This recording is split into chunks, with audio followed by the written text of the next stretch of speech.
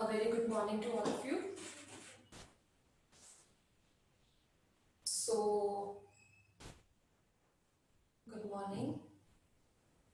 Good morning, Aman. So, आज कुछ आपको नया लग रहा होगा कि मैम क्या कर रही है यहाँ पे. आज तो सर मुझे चाहिए थे बायो पढ़ाने के लिए. But from today हम start कर रहे हैं zoology part. उसमें हम जो start करेंगे that is the digestion and absorption. ये आपका very first chapter है from human physiology. So आज हम ये चैप्टर स्टार्ट करेंगे. वेरी इंटरेस्टिंगली अगर हम इसके बारे में थोड़ा सा बात करें तो प्लांट फिजियोलॉजी खत्म करने के बाद हमको ऐसा लगता है कि ओके अब हम पढ़ना शुरू कर रहे हैं अपना ह्यूमन फिजियोलॉजी. प्लांट में बोर हो गए हैं, ठीक है, ऑब्वियसली, क्योंकि प्लांट में ऐसा होता है कि हमारी बॉडी का तो कोई सिस्टम नहीं है, तो कुछ बच्चों को ऐसा लगता है कि बहुत बोरिंग चल रहा है. तो जैसे ही ह्यूमन फिजियोलॉजी आती है बहुत इंटरेस्टिंग फील करना शुरू कर देते हो कि अच्छा अब अपनी बॉडी के बारे में पढ़ना है. और उस इंटरेस्ट के चक्कर में ऐसा हो जाता है कि और नॉलेज चाहिए और बताओ. सो पहले ही मैं ये क्लियर कर दूं, आपको जो पढ़ना है वो एनसीईआरटी के अकॉर्डिंग पढ़ना है. मुझे पता है धीरे धीरे आपका इंटरेस्ट बढ़ेगा, बट आपने क्या करना है, इसको इतना डिटेल में जाके नहीं पढ़ना है, क्योंकि अगर आप इसमें डिटेल में घुस गए तो आप डॉक्टर बनने के बाद क्या पढ़ोगे, राइट? सो जब आपका नीट का पेपर क्लियर हो जाएगा और आप अपनी क्लासेस लेने के लिए जाएंगे इंस्टीट्यूट्स में, चाहे आप टांडा मेडिकल कॉलेज जाएं, चाहे आप आईजीएमसी जाएं, वहां पर जो डॉक्टर्स होंगे वो आपको ह्यूमन फिजियोलॉजी इतनी अच्छी डिटेल में पढ़ाएंगे कि आपको एक चीज, ऑब्वियसली डॉक्टर को सब कुछ पता होना चाहिए, राइट? एक चीज बहुत डिटेल में दी जाएगी, ठीक है.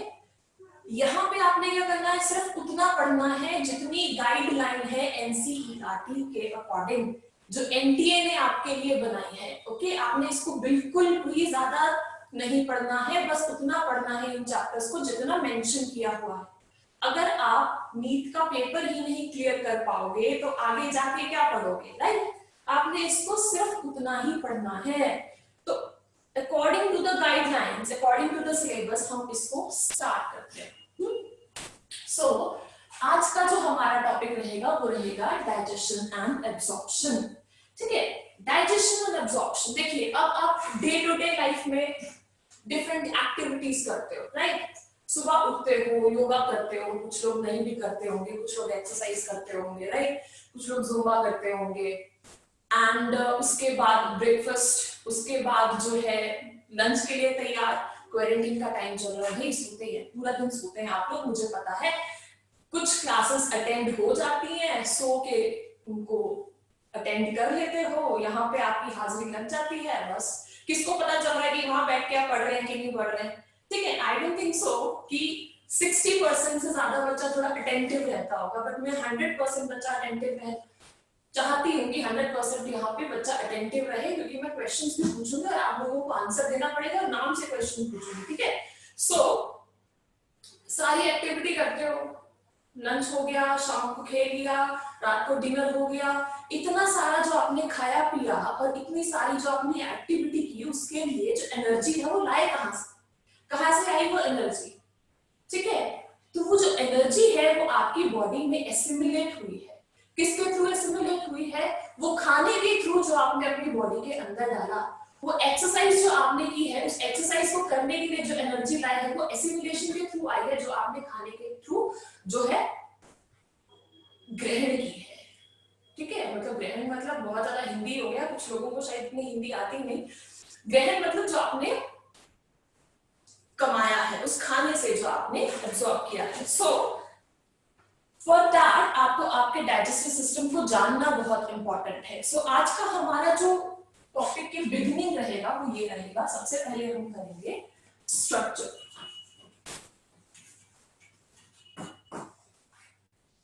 हम स्ट्रक्चर को पढ़ेंगे सबसे पहले, ठीक है, कि आपके डाइजेस्टिव सिस्टम में जो मेन कंपोनेंट है स्ट्रक्चर, वो क्या है, वो कैसे काम करता है, वो सेकंड ऑप्शन है हमारा, वो उसके बाद करेंगे. पहले स्ट्रक्चर ही नहीं जान पाओगे तो फिर आगे कैसे बढ़ोगे, राइट? ओके. सो अगर हम अपने डाइजेस्टिव सिस्टम की बात करें, हम अपने ह्यूमन डाइजेस्टिव सिस्टम की बात करें, तो स्ट्रक्चरली दो कंपोनेंट्स का बना हुआ है. पहला जो कंपोनेंट हमारे पास आता है that is the elementary. Canal. पहला हमारे पास एलिमेंट्री कैनाल है, और जो दूसरी चीज हमारे पास यहाँ पे आती है वो है digestive glands. The other thing which comes is digestive glands. तो हम पहले देखेंगे एलिमेंट्री कैनाल, फिर हम जो शिफ्ट हो जाएंगे डाइजेस्टिव ग्लैंड्स पे। अगर हम एलिमेंट्री कैनाल देख रहे हैं, चलो हमने जो है एलिमेंट्री कैनाल पढ़ना है, तो एलिमेंट्री कैनाल में हम क्या क्या चीजें पढ़ेंगे। एलिमेंट्री कैनाल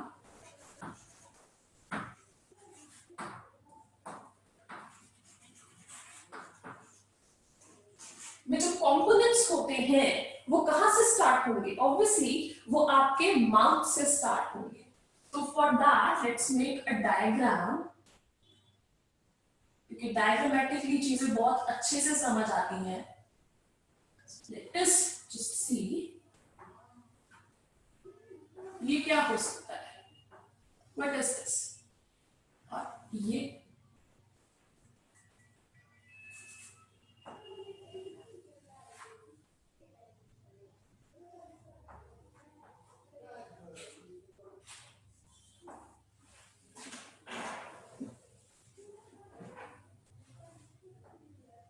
डायग्राम बनाइए।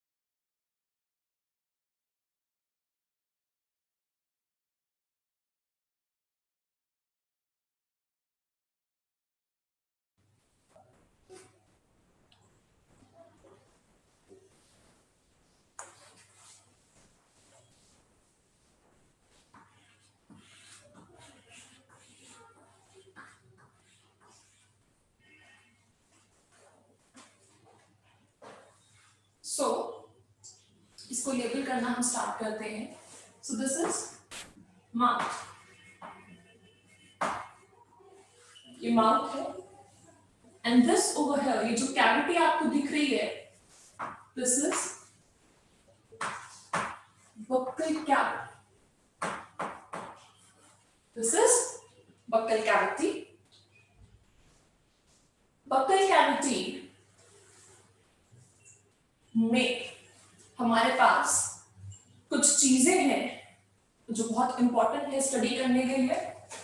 बक्कल कैविटी में आ जाते हैं टीथ, ये आपको स्टडी करने हैं, and you have to study the tongue. ये दो कंपोनेंट्स हैं जो बक्कल कैविटी के अंदर आते हैं, और आपने इन दोनों को बहुत डिटेल में पढ़ना है। हम बक्कल कैविटी से थोड़ा आगे चलते हैं, तो आपको ये चीज दिख रही है, दिस इज नोज, ये नोज है, और ये nasal chamber, this is the nasal chamber. आपके नेजल चैम्बर और बक्कल कैविटी के बीच में यहां पे एक रूफ आता है, राइट? आप अपने टंग से अपने माउथ के अंदर जो कैविटी है उसके रूफ को टच करो, हार्ड है, right? So this is the palate, ये हार्ड पैलेट आता है, ठीक है, हार्डर पैलेट। एंड जब आप थोड़ा पीछे की तरफ को जाएंगे, इट बिकम्स सॉफ्टर, ये सॉफ्ट हो जाता है, is called the softer palate. जैसे ही आप पैलेट के पीछे जाते हो, तो यहां पे जहां पे आपका नेजल कैविटी इन कांटेक्ट आनी होती है आपके ओरल कैविटी के पास, this area is called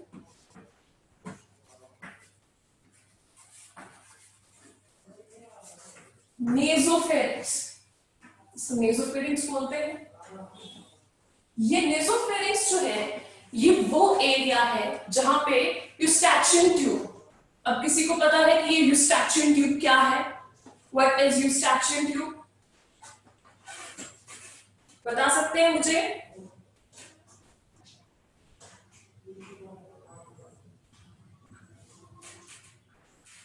यूस्टैचियन tube क्या होती है? अवंतिका ठाकुर, मानवी, काजल, क्या बता सकते हैं मुझे? अमन ने बताया है it is connected to ear. Eustachian tube ear से कनेक्टेड है। हाँ, ईयर से कनेक्टेड है, बट कौन से पार्ट से कनेक्टेड है? हमारे ईयर में 3 पार्ट्स होते हैं, right? Outer, middle and inner, right? तो यूस्टैचियन ट्यूब जो है उसका ओरिजिन बनता है हमारे ईयर से और वो आती है हमारे गले तक, ठीक है? कहां तक? नेजोफेरिंक्स तक। एक आएगा यहां से, एक ट्यूब यहां से आएगा, एक ट्यूब आएगा आपके यहां से, ठीक है? और वो जाके अटैच हो जाएगा in your neck area, in your nasopharynx area, ठीक है? एक यहां पे ओपन होती है, एक यहां पे ओपन होती है जाके अंदर, ठीक है? आपने कभी अपने कान के अंदर ड्रॉप्स डाले, ईयर ड्रॉप्स डाले कभी, ठीक है? ईयर ड्रॉप्स डालने के बाद क्या होता है, कुछ देर बाद कड़वा फील होता है, गले में बहुत कड़वा फील होता है। वो कड़वा क्यों फील होता है? ऐसा क्या है कि आपको गले में जो है उसका टेस्ट आना शुरू हो जाता है, वो कड़वापन आना शुरू हो जाता है? क्यों होता है ऐसा? आप मुझे चैट बॉक्स में बताएंगे, ठीक है? प्रियंका ने बोला है middle ear to nasopharynx, is she correct? Middle ear से नेसोफेरिंक्स में। रिया बताएं, middle middle middle, okay. Shivanshi, Shivanshi middle, okay. Manvi, Manvi ने ईयर ही लिखा है। शुभम, आपने लिखा नोज पाइप, ये नोज पाइप होता है शुभम? कहां से पढ़ के आए हो?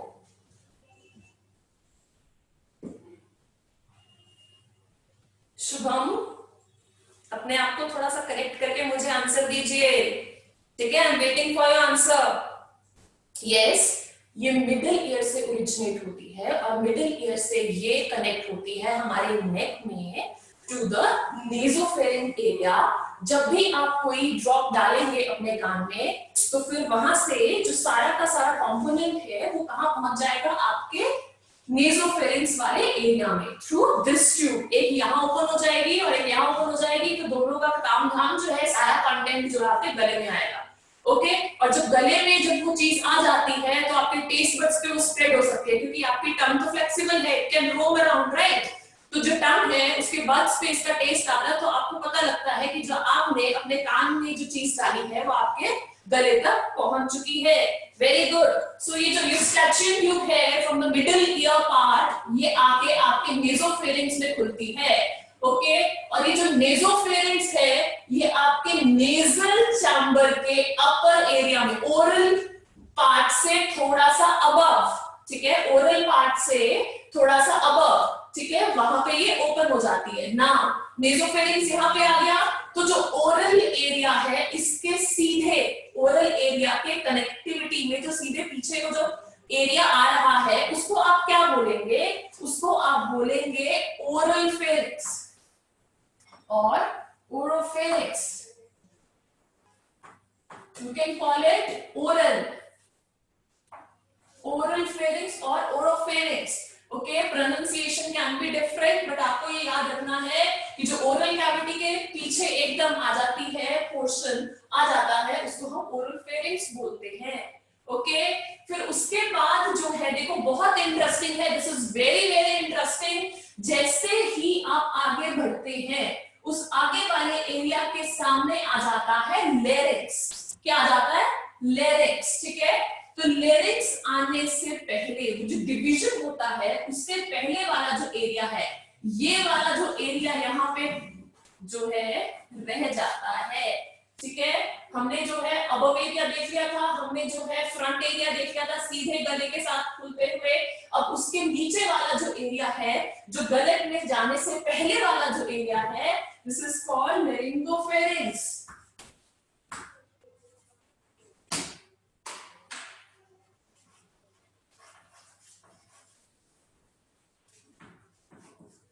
That is called laryngopharynx, ठीक है। लेरिंग्स में जाने से इमीडिएट पहले वाला जो एरिया है उसको आप लेरिंगोफेरिंक्स बोलते हैं। नाउ देखिए, ये जो हम एरिया को नाम दे रहे हैं इसको बोल रहे हैं हम नेसोफेरिंक्स, ओरोफेरिंक्स, लेरिंगोफेरिंक्स। मतलब इसका ओवरऑल नाम क्या है? इसका ओवरऑल नाम जो हम बोलेंगे that is the pharynx area. This is pharynx, this is pharynx, ये आपका फेरिंक्स है, ओके। अब फेरिंक्स के बाद देखिए हम बात कर रहे हैं डाइजेस्टिव सिस्टम की, डाइजेशन एंड एब्जॉर्प्शन की, तो हम उसमें उतना ही एरिया पढ़ेंगे जो हमारे डाइजेशन में काम आता है, ठीक है। सो आप मुझे ये बताओ कि जो लेरिंग्स है क्या ये हमारे डाइजेस्टिव सिस्टम का पार्ट है या फिर हम उसको किसी और सिस्टम के साथ पढ़ते हैं? चेक अगेन, आप क्या आंसर देते हैं?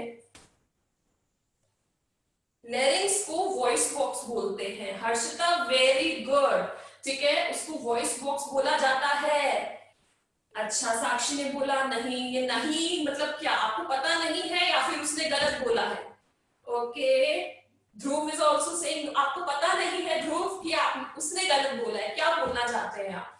अपना आंसर जो है पूरा डिफाइन करके दिया कीजिए। आप साइंस पढ़ रहे हैं, यहाँ यस और नो में काम नहीं चलता। You have to explain your words, ठीक है। ओके, यस मैम, रिया ने बोला अच्छा सही है मैम, वॉइस बॉक्स बोलते हैं उसको, voice box, voice box. Tanish ने बोला है yes ma'am, it is a voice box. Okay, very good, yes that is a voice box. देखिए, अगर आपके मुंह में हवा ना जाए, आप हाफ रहे हैं, आप हाफ रहे हैं क्योंकि आपको हवा नहीं मिल रही है, ठीक है, आप सफोकेट कर रहे हैं। भाई बहन के साथ खेलते होंगे, गला दबा देते हैं कभी कभी खेल खेल में, हो राइट, हवा नहीं जाती है अंदर तो चीख निकलती है आपकी। क्या आप चिल्ला सकते हो? अगर हवा अंदर ना जाए तो आप क्या चिल्ला सकते हैं? आप नहीं चिल्ला सकते, आवाज ही नहीं निकलती, अटक जाते हैं बीच में, ठीक है। तो मैंने बोला हवा आएगी तब जाके आप रिस्पॉन्स कर पाओगे, तब जाके आप बोल पाओगे, और बोलने के लिए चाहिए voice box. That means it is related with your respiratory system. और हम आज क्या पढ़ रहे हैं? Digestive system. हमने लेरिंग्स जो है रेस्पिरेटरी सिस्टम में पढ़ना है, उसका वर्किंग जो है रेस्पिरेटरी सिस्टम में पढ़ना है। मैं आपको डायग्राम में दिखा सकती हूँ कि लेरिंग्स की पोजीशन क्या है, बट उसके बारे में डिटेल में हम नहीं पढ़ेंगे, ओके। सो ये जो फ्रंट वाला एरिया है, दिस फ्रंट पार्ट, सी ये जो फ्रंट वाला एरिया है, दिस पार्ट, यहाँ पे जो है डिफरेंट कार्टिलेजिनस जो है कंपोनेंट्स होते हैं, वो क्या है उनके बारे में बाद में ही बात करेंगे। लड़कों में क्या होता है? लड़कों में यहाँ पे बड़ा सा एलिवेशन आता है, राइट? आता है कि नहीं आता? जिसको एडम चैपर भी बोलते हैं क्योंकि उनकी आवाज भारी हो जाती है, कार्टिलेजेस मोटी हो जाती है वहां पे, ठीक है। तो जो आगे वाली पाइप है, ये जो मैंने आगे वाली पाइप बनाई है, ये रेस्पिरेटरी सिस्टम का पार्ट है। तो जो लेरिंग्स होगा वो यहीं पे होगा, larynx is over here, larynx यहाँ पे है, ठीक है। बट हमारा जो पाला पड़ा है आज, जो हमने जिसके बारे में बात करना है, वो डाइजेस्टिव सिस्टम है। तो डाइजेस्टिव सिस्टम का जो कंपोनेंट है that is the food pipe, वो फूड पाइप है। अब आप मुझे बताएंगे फूड पाइप को हम और एक नाम से जानते हैं, और एक नाम क्या है? देखिए, बहुत अच्छा फ्रेश आप 12th पास करके आए हैं, 10th में आपने, 11th में आपने जो है डाइजेस्टिव सिस्टम पढ़ा है। सो मैं एक्सपेक्ट कर सकती हूँ कि आपको फूड पाइप का दूसरा नाम पता होगा। सो आप मुझे बताएं what is the another name for food pipe?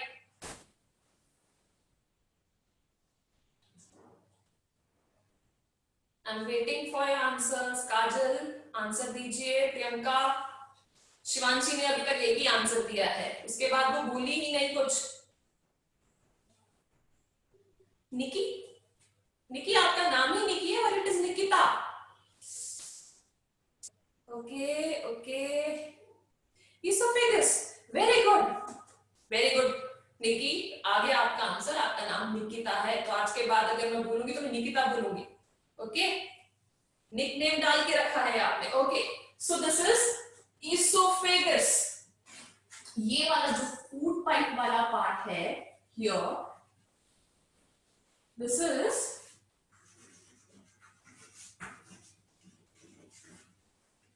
Oesophagus. देखिए, ऐसा मत सोचिएगा कि आप लोग मेरे सामने नहीं बैठे हैं तो गलत आंसर देने पे मैं आपको डांटूंगी नहीं। एक चीज, मुझे आंसर्स चाहिए, ठीक है? चैट बॉक्स में आप आंसर देंगे। अगर आपने गलत आंसर दिए, ठीक है, वहां पे खुद ही गप्पे मारनी शुरू की तो मैं डांटूंगी जरूर। ओके, सो जब पढ़ना है तो हमने सिर्फ पढ़ना है। So here comes the oesophagus. Oesophagus के बाद क्या आ जाता है? इसोफेगस के बाद आ जाता है आपके पास stomach. Here comes the stomach, ठीक है? स्टमक के डिफरेंट पार्ट्स होते हैं, इसका स्ट्रक्चर जो है हम डिटेल में करेंगे। पहले हम जो है स्ट्रक्चर देख लें कि आगे क्या क्या चीजें आएंगी। ओके, स्टमक के बाद क्या आता है आपके पास? स्टमक के बाद what is this? What is this? Stomach के बाद हमारा स्टार्ट हो जाता है इंटेस्टाइन, राइट? स्टमक के बाद ये जितना भी पोर्शन है ये इंटेस्टाइनल पोर्शन है। तो इस इंटेस्टाइनल पोर्शन में जो पहला पार्ट आता है वो आपको पता है स्मॉल इंटेस्टाइन का होता है। स्मॉल इंटेस्टाइन का होता है, वेरी गुड। तो ये जो पोर्शन है इसको आप क्या बोलेंगे? This portion is called duodenum. This is duodenum. अभी तो हम बहुत बेसिक कर रहे हैं, हमने तो एबीसीडी स्टार्ट की, अभी हम इसके डिटेल में गए ही नहीं, ठीक है? आपको पता होना चाहिए कि कौन सा पार्ट कहां पे स्टार्ट हो जाएगा, उसकी डिटेलिंग हम इसके बाद करेंगे। Okay, so duodenum is there. Small intestine का सबसे पहला पार्ट है duodenum, which is the smallest part of the small intestine, 25 centimetre की होती है, ठीक है? उसके बाद क्या आता है? ये जो आपको इतना सारा दिख रहा है ना, ये छोटी छोटी ट्यूब्स पड़ी हुई है यहाँ पे, दिस इज कॉन्टिन्यूअस, ये कॉन्टिन्यूअस है। ओके, आपको पता है ना 12 सेंटीमीटर, सॉरी 12 मीटर का आपका पूरा डाइजेस्टिव ट्रैक्ट होगा, ये सारा एलिमेंट्री कैनाल, इतना सारा जो कंटेंट है। 1 मीटर कितना होता है? 1 मीटर इस टिप से लेके शोल्डर तक, ठीक है? ये हो गया, और यहां तक, ठीक है? ये जितना आपका बनता है यहां से टिप से लेके from this shoulder to this shoulder, इस शोल्डर तक, ये आपका पूरा मान के चलो 1 मीटर है, ठीक है? तो इतना इतना इतना इतना आपके पास 12 मीटर आपने पूरा बनाना है। तो इतना कंटेंट जो है कैसे इकट्ठा करके रखोगे, ठीक है? ये जो है एक दूसरे में लिपटी होती है, अंदर ही अंदर लिपटी होती है, और ये पड़ी होती है आपके स्टमक एरिया में, ठीक है? मतलब एब्डोमिनल एरिया में। स्टमक इसलिए बोलते हैं कि ऊपर से स्टमक है जी, ये सारा स्टमक है, ये सारा स्टमक नहीं है। ओके, ये एब्डोमिनल एरिया है जिसमें आपका एलिमेंट्री कैनाल जो है बहुत ही ज्यादा ठूस ठास के रखा हुआ। Okay, so this is the part of the small intestine. Duodenum हो गया। ड्यूडेनम के बाद जो पोर्शन आता है वो है जेजुनम। जेजुनम आ गया, ठीक है? ये 2.5 मीटर्स 2.5 मीटर्स की होती है। उसके बाद 6.5 जो है फर्दर आ गई आपकी इलियम।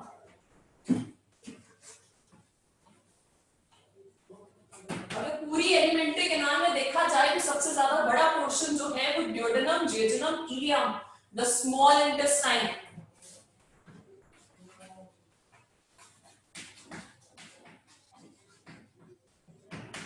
ये बनाती है। ओके, स्मॉल इंटेस्टाइन के बाद आपके पास क्या आ जाएगा? The large intestine. तो लार्ज इंटेस्टाइन देखो यहां से स्टार्ट हो गया लार्ज इंटेस्टाइन। सो ये जो पोर्शन है, यहाँ पे मैंने टेल की तरह एक एक्सटेंशन बनाई है। ये जो टेल की तरह जो एक्सटेंशन निकल रही है और ये जो एरिया है इसको क्या बोलते हैं? This area is called caecum, ये सीकम है। This is vermiform appendix, this is appendix, ये अपेंडिक्स है। देखिए अपेंडिक्स जो है वो हमारे अंदर बहुत ही ज्यादा छोटा होता है, ठीक है, रूडिमेंट्री हम इसको बोल सकते हैं ना। What is rudimentary? वो चीज जो हमारे अंदर इवोल्यूशन से पहले, मतलब इवोल्यूशन से पहले भी नहीं, मतलब जब हम लोग ज्यादा हर्बीवोर्स थे, राइट, जब मंकी थे उस टाइम की बात अगर मैं आपको बोलूं, जब हम जानवर थे, ह्यूमन इज ऑल्सो जानवर, बट हम सभ्य जानवर में आ जाते हैं। बट जब हम जानवर थे, जब हम मंकीज थे, जब हम फूड्स ज्यादा खाते थे, या फिर मैं हर्बीवोर्स की बात करूं, तो हर्बीवोर्स में क्या होता है, ये जो वर्मीफॉर्म अपेंडिक्स है ये बहुत लार्ज होता है। इसका एक बहुत ही इंपॉर्टेंट काम है। क्या काम है? देखिए हमारे अंदर जो है एक एंजाइम, अगर मैं बात करूं कैलेस, कैलेस भी देखो सकता, सेलुलोज खाते हो आप? सेलुलोज जो है हमारे बॉडी के अंदर जो है डाइजेस्ट नहीं होता। क्यों नहीं होता?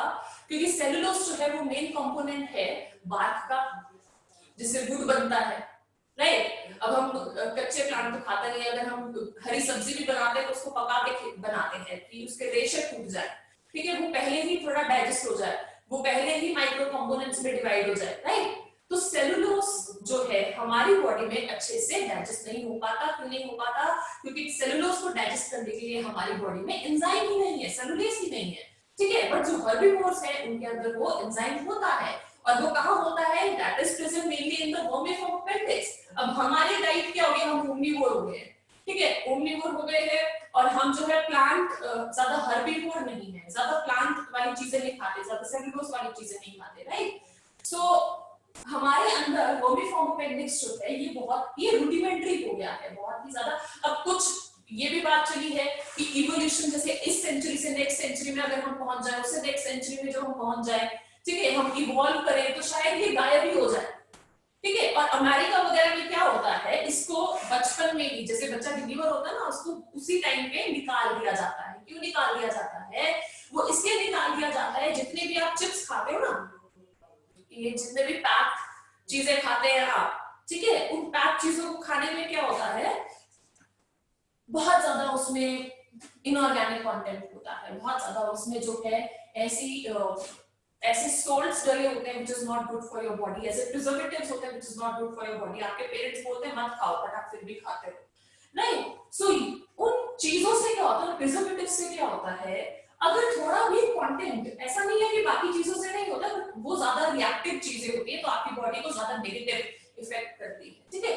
जब यहाँ पे जो है डाइजेस्टिव जूसेस का कंटेंट या फूड कंटेंट जो है, या फिर यहीं पे वर्मीफॉर्म अपेंडिक्स में अगर पस क्रिएट हो जाए, ठीक है, यहाँ पे कुछ कंटेंट जो है आदान प्रदान हो जाए, तो क्या होता है, वर्मीफॉर्म अपेंडिक्स जो है वो स्वेल्ड अप हो जाता है, स्वेलिंग हो जाती है उसमें, और स्वेलिंग की वजह से क्या होता है, वो बर्स्ट हो जाता है। एक बार अगर वो बर्स्ट हो गया, क्योंकि ऑब्वियसली वो कंटेंट को डाइजेस्ट करेगा नहीं, अगर वो कंटेंट को डाइजेस्ट कर नहीं रहा है, वो उसको जमा कर करके रख रहा है, जमा हुई वाली चीज जो है वो क्या होता है, पॉइजन में कन्वर्ट हो जाती है। तो जितना भी कंटेंट आपकी वर्मीफॉर्म अपेंडिक्स से निकलेगा, ये आपकी बॉडी में जो है फैल जाएगा, और आप उसके जहर से मर जाओगे, विद इन 24 आवर आपकी डेथ हो जाएगी। ऐसे ऐसे लोग जो है सुबह ठीक होते हैं, शाम तक अगर वो आपकी वर्मीफॉर्म अपेंडिक्स जो है फूल गया, उसमें कंटेंट जमा हो गया और बर्स्ट हो गया, तो अगले दिन तक उनको पता ही नहीं चलता, जितने भी हेल्दी आपको। तो आपकी डाइट जो है बहुत मैटर करती है, ठीक है, अपनी डाइट को हल्के में नहीं लेना है आपने। सो वर्मीफॉर्म अपेंडिक्स, हम लार्ज इंटेस्टाइन का पार्ट कर रहे हैं, तो सबसे पहले जो लार्ज इंटेस्टाइन में पार्ट आता है दैट इज सीकम, ठीक है, ये जो पार्ट है इसको बोलेंगे सीकम।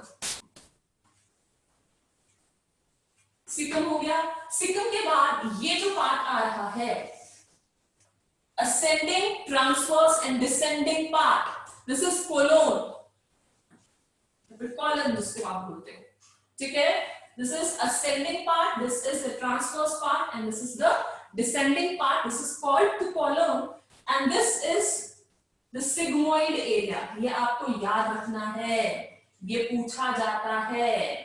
ये जो आपका एरिया है यहाँ पे, ठीक है, आपने ग्राफ भी बनाए होंगे, फिजिक्स केमिस्ट्री पढ़ते हो, उसमें आपको जो है ग्रोथ के ग्राफ्स देते हैं, एंड आपने आगे जाके इकोलॉजी में भी ग्राफ्स पढ़ने हैं, तो आपको दो तरह के ग्राफ जो है याद होंगे, one is exponential, the other one is logistic.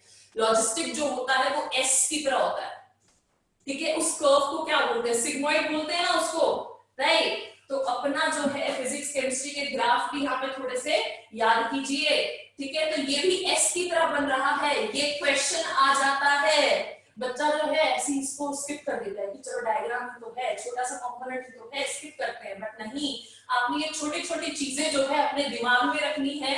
तो ये जो पार्ट आया है यहाँ पे which is S shape part, इसको सिग्मोइड एरिया बोलते हैं, sigmoid. Okay, this is sigmoid. Okay, उसके बाद आ जाता है rectum, then comes the rectum. Pouch area है उसको आप रेक्टम बोलेंगे। ओके, सो इसको बना लीजिए जल्दी से, अब इसकी डिटेलिंग हम करेंगे। मैं आपको एक टेबल बना के दूंगी, उसमें सारे पार्ट्स आप डिटेल में लिखेंगे। Shall I rub this? रब कर दिया जाए और यू नीड टाइम। इसको बनाइए, इसको अच्छे से देखिए, यही चीज है जो हमने बहुत डिटेल में पढ़नी है। अभी डाइजेस्टिव ग्लैंड्स मैंने इसमें इंट्रोड्यूस नहीं किए हैं, अभी ये सब स्ट्रक्चर ही स्ट्रक्चर है। बना लिया आप लोगों ने, डन, समझ आया आपको ये? Okay, yes ma'am, any questions from here? अगर इस स्ट्रक्चर से आपको कोई क्वेश्चन बनता है, कोई क्वेरी बनती है, आप पूछ सकते हैं, मैं देख रही हूँ आपके कमेंट्स। लेट्स रब दिस, तब तक सोचिए, अभी फंसे हैं तो पूछ लीजिए।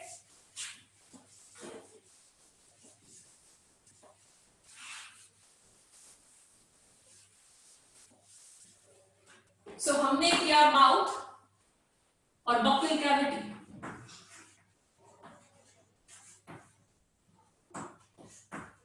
बक्कल कैविटी एलिमेंट्री के नाम में सबसे पहले हमने किया बक्कल कैविटी। बक्कल कैविटी मैंने आपको बोला यहाँ पे आपने स्टडी करनी है टीथ एंड टंग, ये चीज हम स्टडी करेंगे। बक्कल कैविटी के बाद आपका आ जाता है फेरिंक्स। फेरिंक्स में आपने 3 पोर्शन पढ़े, ठीक है। First one is the nasopharynx,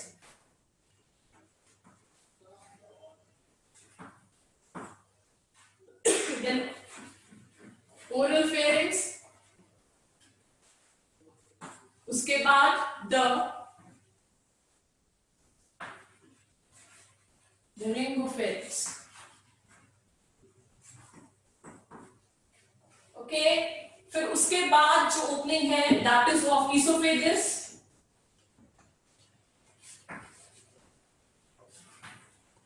which is also called the food pipe। Food pipe था ये। उसके बाद स्टमक, स्टमक स्टडी करेंगे। स्टमक के बाद हम आ जाएंगे स्मॉल इंटेस्टाइन। फटाफट से मुझे बताएंगे कि स्मॉल इंटेस्टाइन के वो 3 पार्ट कौन से हैं। स्मॉल इंटेस्टाइन के 3 पार्ट जो हमने पढ़े वो कौन कौन से हैं, बताएं। बस अभी आपने डायग्राम में को लेबल भी किया, बनाया भी, आपने बोला भी ये डन मैम रब कर दो, ठीक है, रब भी कर दिया मैंने, उसी को देख के बता दीजिए। duodenum, jejunum and ileum, very good। there is duodenum, jejunum and ileum is there, ठीक है। ये 3 पार्ट हो गए। स्मॉल इंटेस्टाइन हो गया, लार्ज इंटेस्टाइन,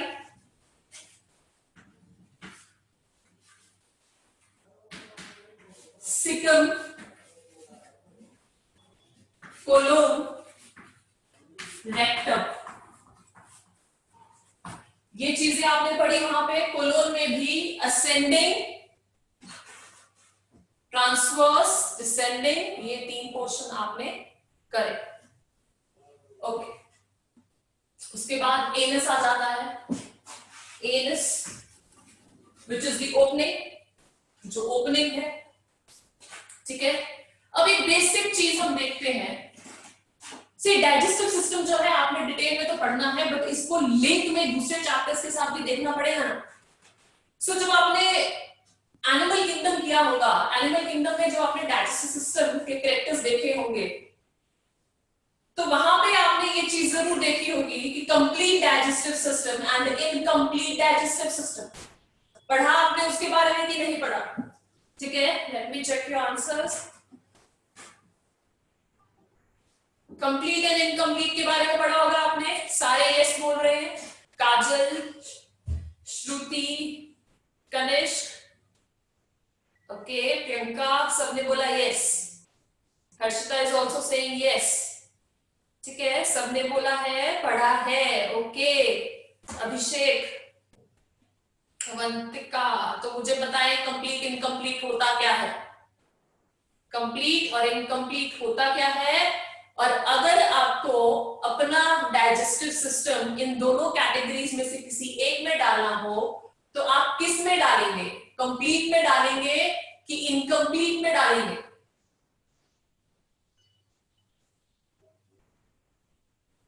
चारू बोल रही है कि incomplete is a single opening, okay.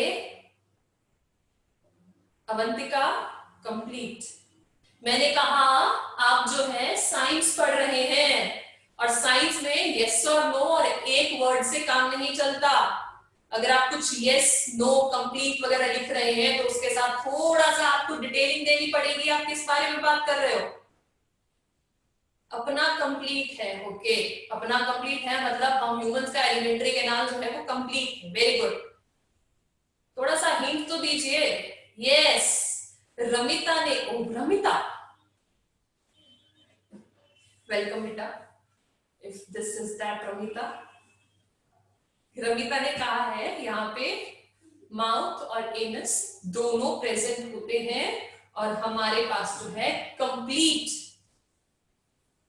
Digestive system present है, वेरी गुड।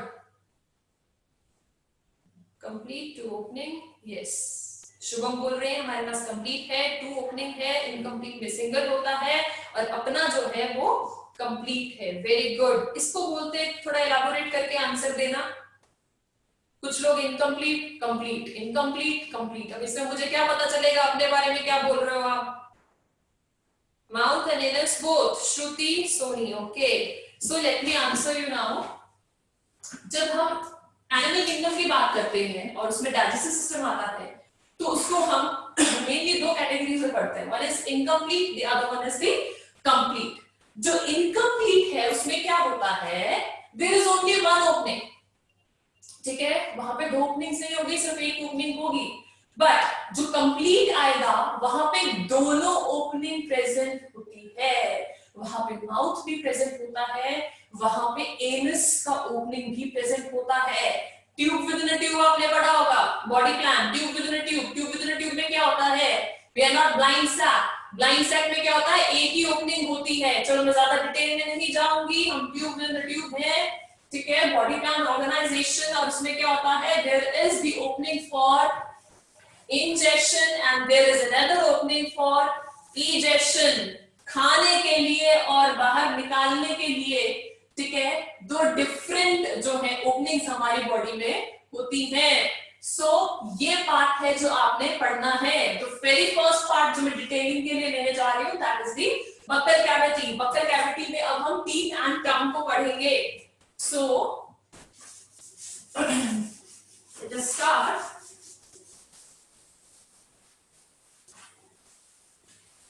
इससे पहले आप कुछ डेफिनेशंस लिखिए, कुछ डेफिनेशंस लिखेंगे आप। First one is diphyodont.